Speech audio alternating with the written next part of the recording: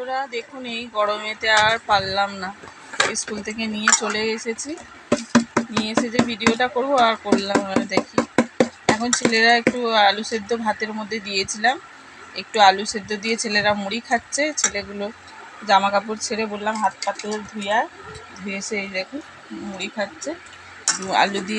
আলু সেদ্ধ দিয়ে মুড়ি খাইয়ে দিলাম। গরমে আর কি খাবে, ওর বাবা বলেছিল পাউরুটি খাবে, কিন্তু পাউরুটির পয়সা দিয়েছিল, আমি বললাম এই গরমে আর পাউরুটি খেতে হবে না, আলু সেদ্ধটা যেখানে করেছি তা আলু সেদ্ধ দিয়ে খেয়ে নিই। তো রান্না এখনও হয়নি, দেখুন ওই যে কেটে কুটে সব রেখে দিয়েছি। ভাতটা শুধু হয়েছে, আলু সেদ্ধটা শুধু হয়েছে, ব্যাস, আর কিছু হলো না, দেরি হয়ে গেছে। তো রাস্তা এত জ্যাম এই গরমের মধ্যে, আর ভাবতে আলু সেদ্ধ দিয়ে মুড়িটা খাইয়ে নিই, দিয়ে তারপরে রান্না বসাবো। আবার তাড়াতাড়ি খেতে হবে, আন্টি চলে গেলে তাড়াতাড়ি একটু খাইয়ে দেবো, দিলে এই হবে।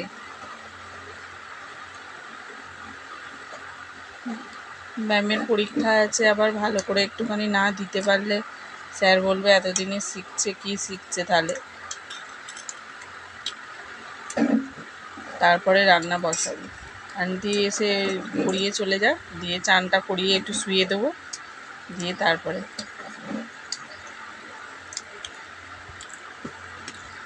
তো চলুন ওদেরকে খাইয়ে দিই।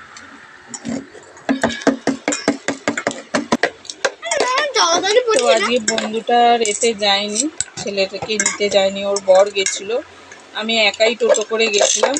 ওই জন্যে আজকে 47 বেরিয়েছিলাম।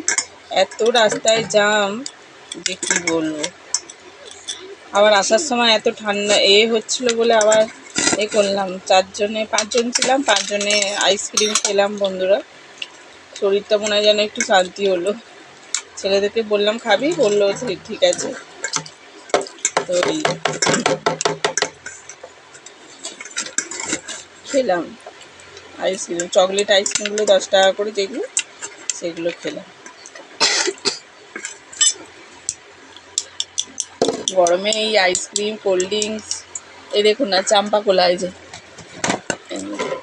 চাম্পা কলা, দুটো চাম্পা কলা, দুজনের, একজনের আবার হলে হবে না, দুজনেরই চাম্পা কলা, এই যে দেখুন ভর্তি। এটা ফ্রিজে রাখতে হবে, ফ্রিজে রাখা হয় না, কালকে রাত্রে নিয়ে এসেছে, এমনি এইখানে রেখে দিয়েছি। তো এটাকে ফ্রিজে রেখে দেবো আজকে।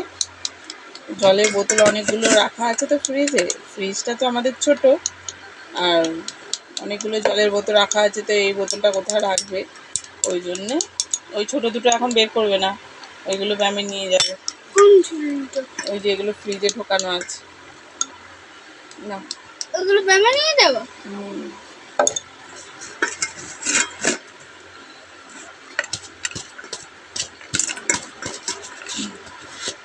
তো এই দুটো রেখে দেবো ফ্রিজে রেখে, যেখানে জলের বোতল আছে সেখানটা আস্তে করে রেখে। হ্যাঁ,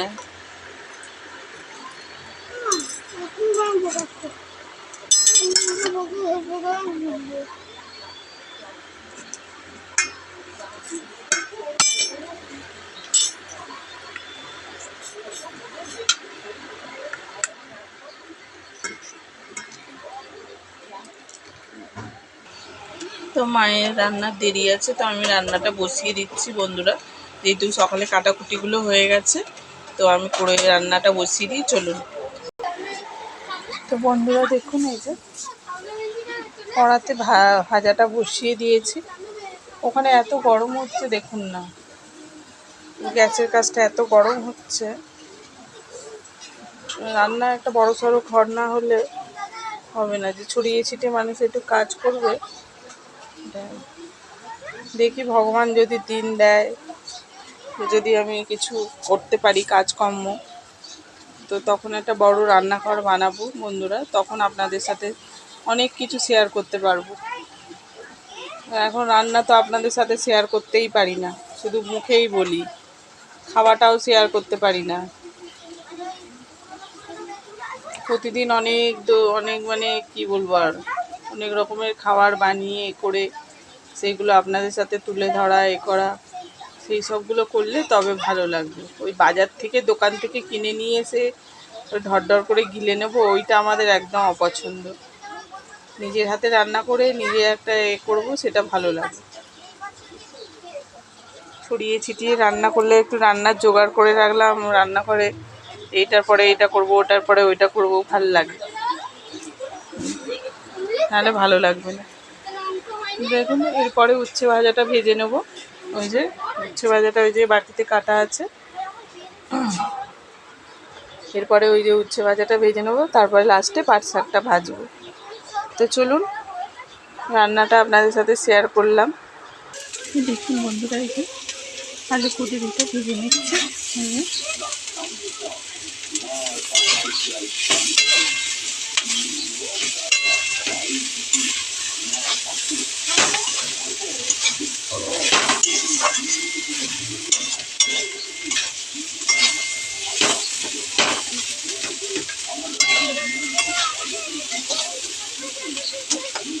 তো ভাজা ভাজা হোক।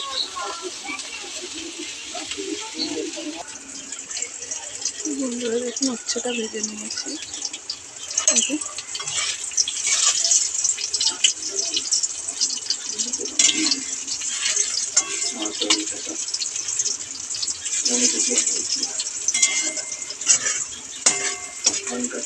উচ্ছেটা ভাজা হয়ে গেছে, চলুন তুলে নিই। দেখুন বন্ধুরা, এই শাকটা বসিয়ে দিয়েছি, একটু চাপা দিয়ে দেবো, নুন হলুদ দিয়েছি, দিয়ে চাপা দিয়ে দেবো।